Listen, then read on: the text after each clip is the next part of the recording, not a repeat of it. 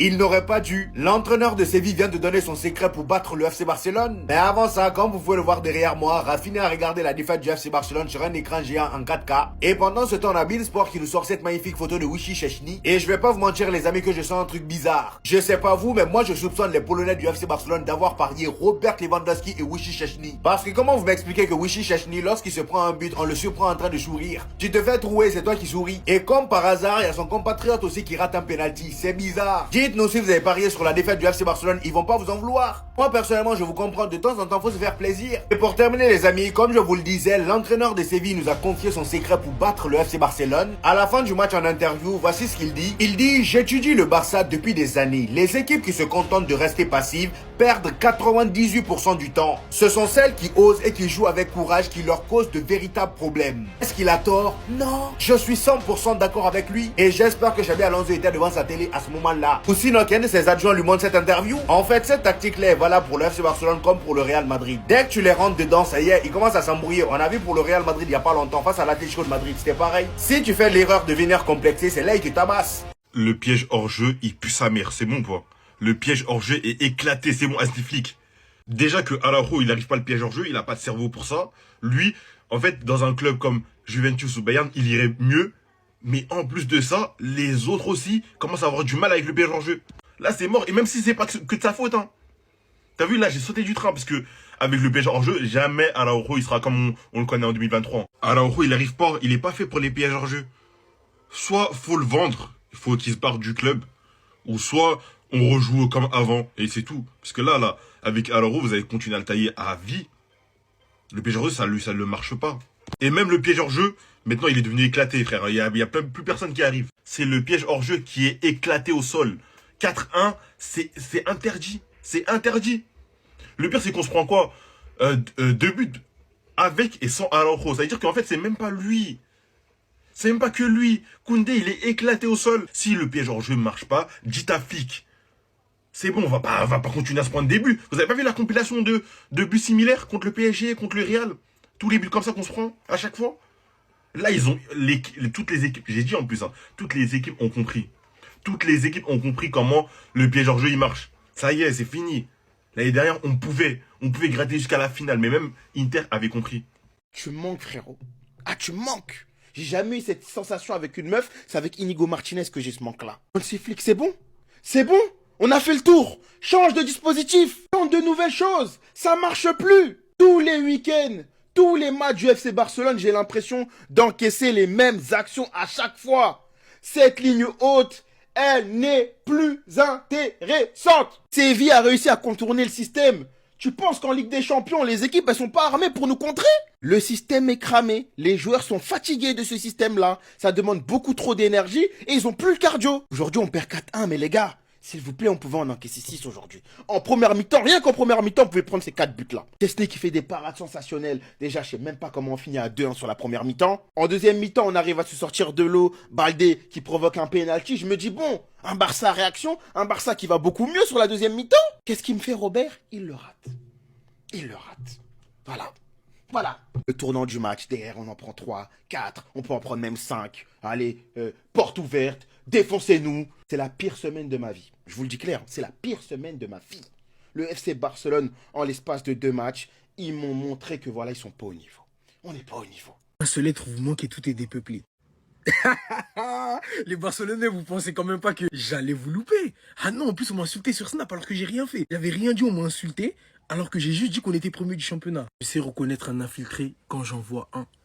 S'il vous plaît les Polonais, je vous mets au défi de trouver une photo de Szczęsny avec un maillot du Real Madrid dans sa chambre. Ce mec ne peut pas être fan du Barça et sourire comme ça alors qu'il prend un but de débile dans un angle impossible dans lequel il peut marquer. Mais ce match du FC Barcelone, c'était la controverse totale. T'as Marcus Rashford qui est élu homme du match. Ils ont osé donner l'homme du match.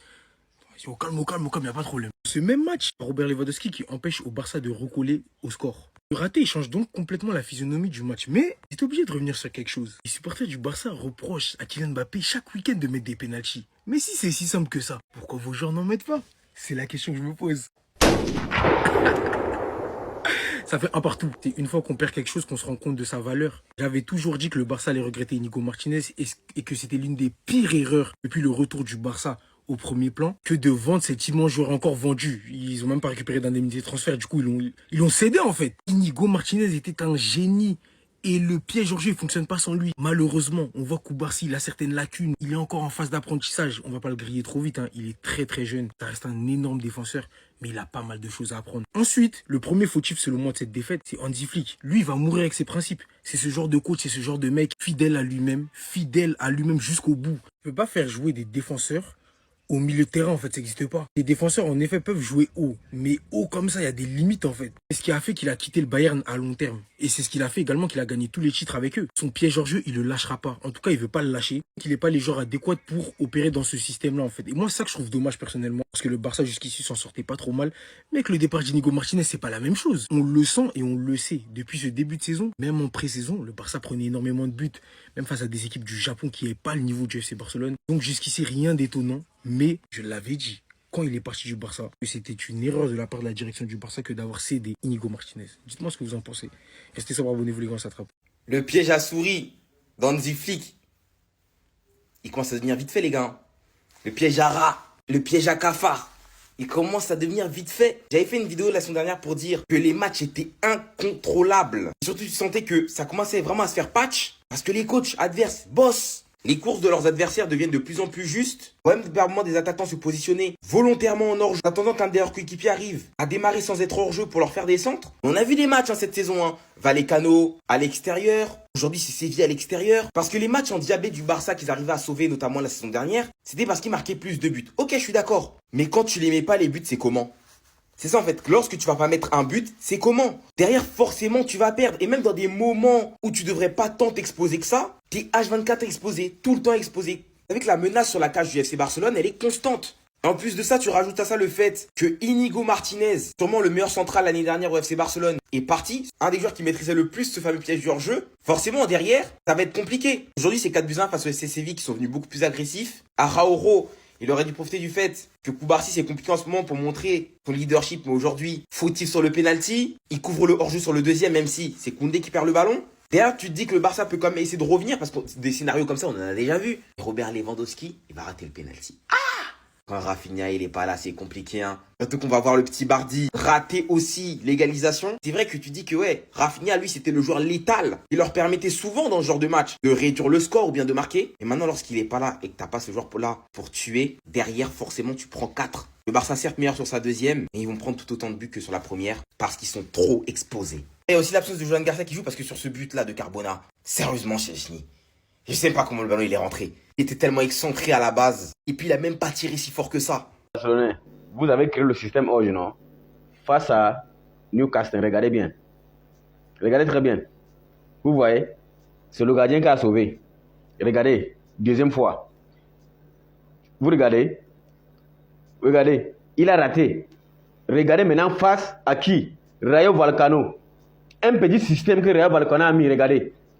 Oh, c'est le gardien qui a sauvé. Une petite clique des doigts, vous mettez le gardien en danger.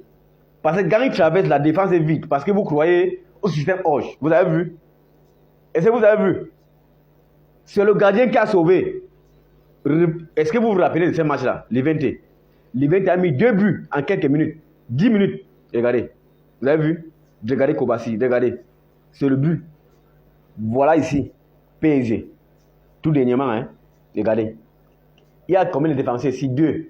Quel est le système Orge? Regardez. Il a raté. Regardez encore celui-ci. Voilà là où il se disait que non, oh, c'est Orge, c'est Orge. Il n'y avait rien ici comme Orge. Vous avez vu? Vous avez mis en place quelque chose qui vous met aujourd'hui en danger. Regardez ici hier. Regardez.